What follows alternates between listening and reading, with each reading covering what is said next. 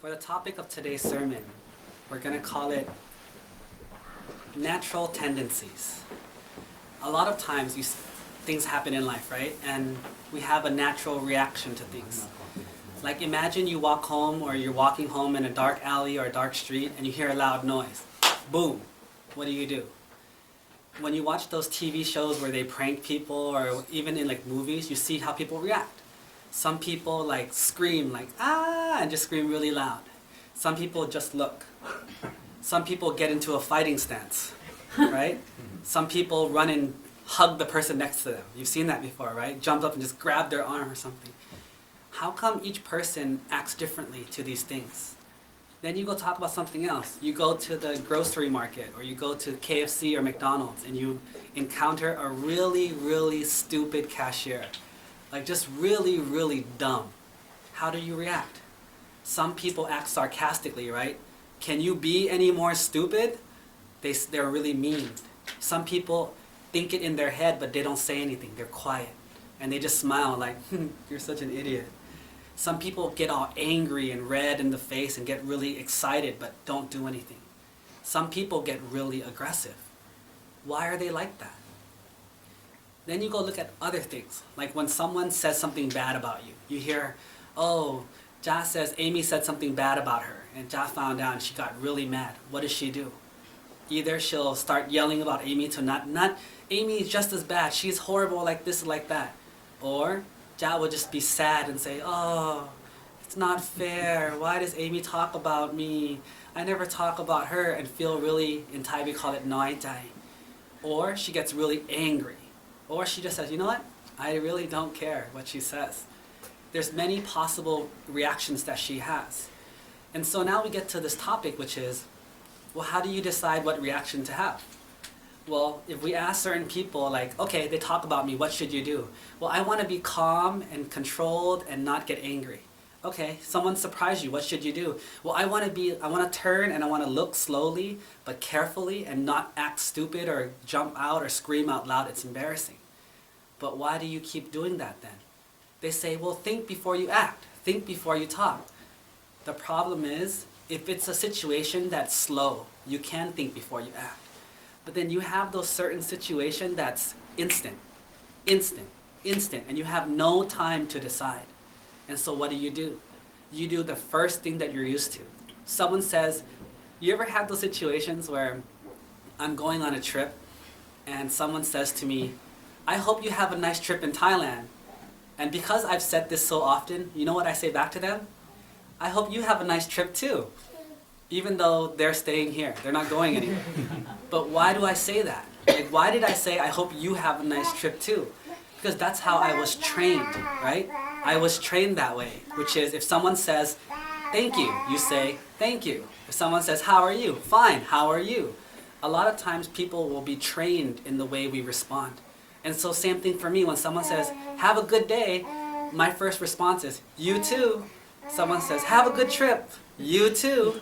You know, I'm sorry your mom died, so is yours. You know, it's like it's automatic.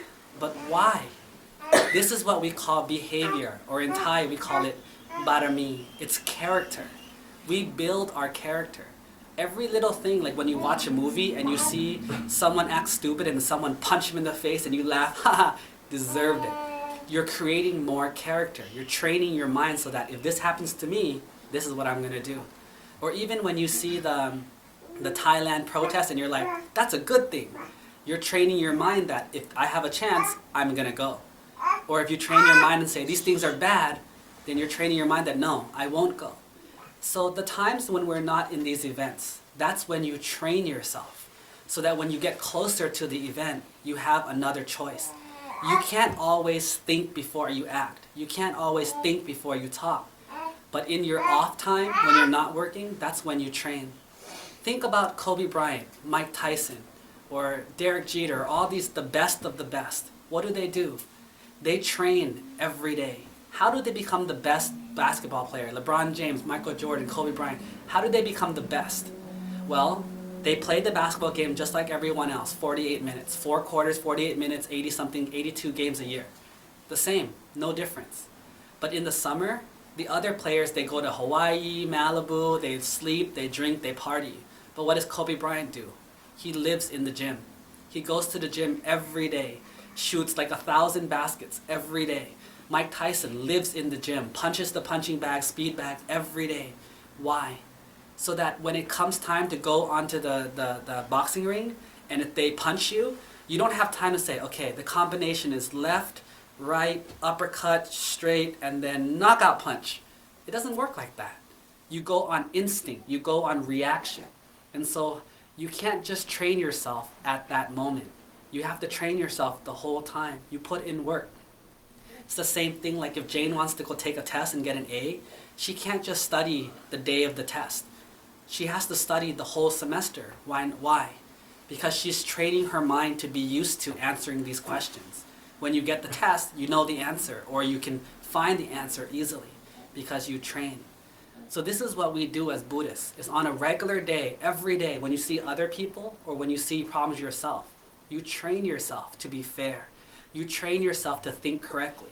You see how other people react and you say, is that a good reaction? No, I don't like that. It should be like this. Like just now I told Curtis a joke about whether or not one thing is worse than another. And his natural reaction was to think about it. I don't know if I agree with that comment because, and he searched for opinions and reasons. This is the personality or the character of a smart man. Even when his teacher tells him something, he doesn't believe it right away. He listens and thinks. He's training himself for when he gets into the really serious, important situation, he still acts this way. He's training himself.